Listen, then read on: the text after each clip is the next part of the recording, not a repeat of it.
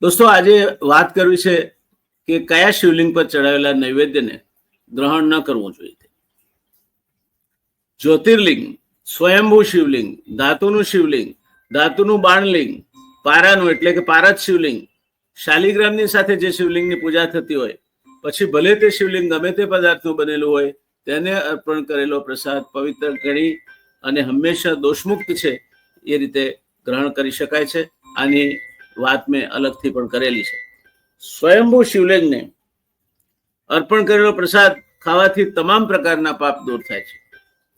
આ સિવાયના સ્થાપિત શિવલિંગો ઉપર અને ચંડનો અધિકાર હોય તેવા શિવલિંગ પર ચડાવેલું નૈવેદ્ય અગ્રાહ્ય ગણાય છે। શાસ્ત્રો ટાંકે છે કે ચંડ એ સમગ્ર ભૂત પ્રેતનો અધ્યક્ષ ગણાય છે અને તેની ઉત્પત્તિ શિવના મુખેથી થયેલી છે। આથી શિવલિંગ પર ચડાવવામાં આવેલો પ્રસાદ, યાદ રહે, શિવલિંગ પર ચડાવવામાં આવેલો પ્રસાદ, શિવને ધરાવવામાં આવેલું નહીં, ચડાવવામાં આવેલો પ્રસાદ પર ચંડનો અધિકાર હોય છે। આથી જે વ્યક્તિ શિવલિંગ પર ચડાવેલો પ્રસાદ ખાય તો તે ભૂત પ્રેત માટેનો અંશ ખાઈ રહ્યો છે તેવું કહેવાય છે। એટલે કે શિવ પર અર્પણ કરેલો પદાર્થ કોઈ પણ સ્વરૂપમાં હોય પણ ખાવો જોઈએ નહીં।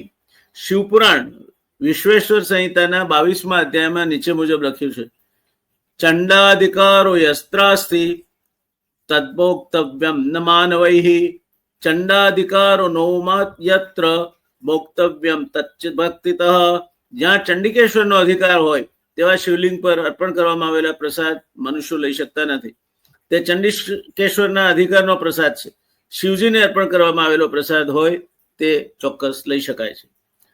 જ્યોતિર્લિંગને અર્પણ કરવામાં આવેલો પ્રસાદ સર્વોત્તમ ગણાય છે। શિવપુરાણમાં 12 જ્યોતિર્લિંગને પવિત્ર માનવામાં આવ્યા છે। તેમને અર્પણ કરેલો પ્રસાદ જીવનમાં સુખ અને સમૃદ્ધિ આપનારો અને બધા પાપોથી છુટકારો અપાવનારો છે।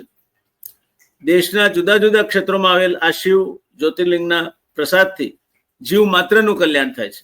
શાસ્ત્રોમાં એવું પણ કહેવામાં આવ્યું છે કે જે સિદ્ધ પુરુષો શિવલિંગની ઉપાસના કરીને સિદ્ધિ હાંસલ કરી હોય તેવા શિવલિંગનો પ્રસાદ ગ્રહણ કરવાથી શિવજીની વિશેષ કૃપા પ્રાપ્ત થાય છે।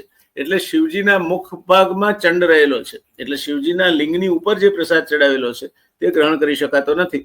બાકી શિવલિંગને ધરાવેલું નૈવેદ્ય ગ્રહણ કરી શકાય છે। એની સ્પષ્ટતા આ આખા ચર્ચામાં થઈ જાય છે। ધન્યવાદ દોસ્તો।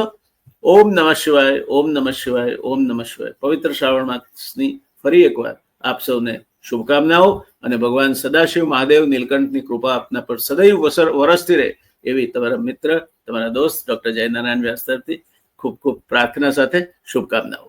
આવજો।